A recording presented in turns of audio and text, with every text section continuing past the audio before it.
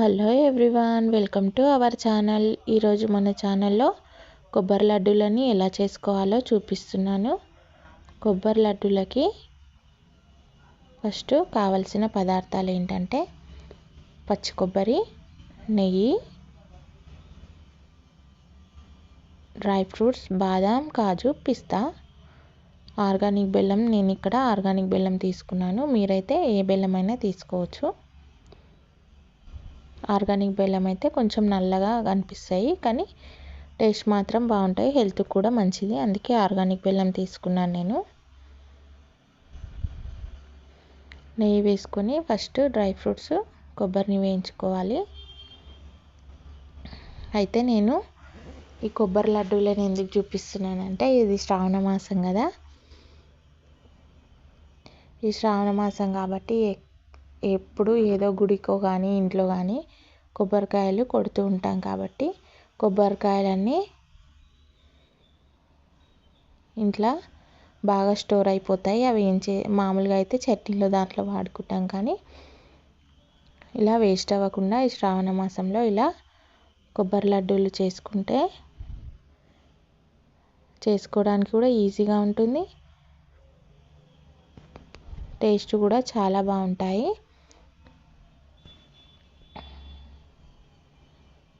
హెల్త్కి కూడా కొబ్బరి మంచిదే కాబట్టి ఇలా కొబ్బరిని వేయించుకొని ఇలా లడ్డూలు చేసుకుంటే బాగుంటుంది.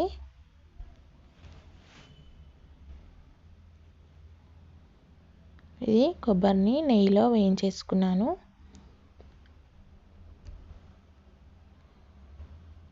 ఇప్పుడు 2 కప్పుల కొబ్బరికి 1½ కప్పు బెల్లం తీసుకున్నాను.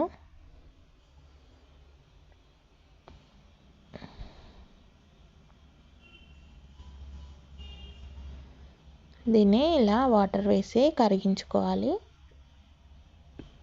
ఇలా పొంగు వచ్చే వరకు ఉంచుకొని ఈ కొబ్బరి పౌడర్ని వేసుకొని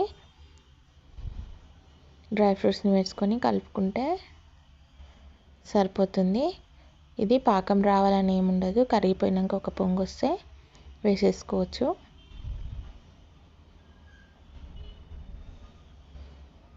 ఇలా అన్నీ వేసుకొని కలిపేసుకోవాలి. ఇవి హెల్త్కు కూడా చాలా మంచివి, కానీ ఇక్కడ నేను ఆర్గానిక్ బెల్లం తీసుకున్నాను. మీరు ఇష్టమైన బెల్లం మీరు ఇంట్లో ఏది వాడితే అది తీసుకోవచ్చు, కానీ ఈ ఆర్గానిక్ బెల్లం అయితే హెల్త్కు చాలా మంచిది కాబట్టి అందుకే నేను ఆర్గానిక్ బెల్లంని తీసుకున్నాను. కానీ చూడడానికి కొంచెం నల్లగా కనిపిస్తాయి, కానీ టేస్ట్ చాలా బాగుంటాయి.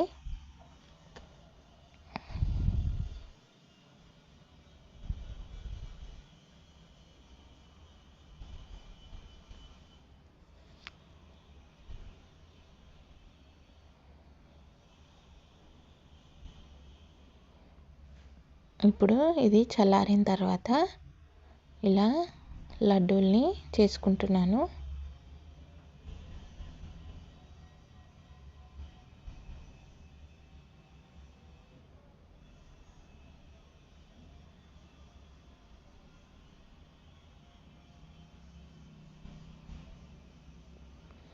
ఇలా చల్లారిపోయిన తర్వాత లడ్డూలన్నీ చేసుకొని కొంచెం సేపు గాలికి పెట్టుకుంటే ఇలా లడ్డూలు రెడీ అయిపోయినట్టే. చూస్తున్నారు కదా ఎంత బాగా వచ్చాయో.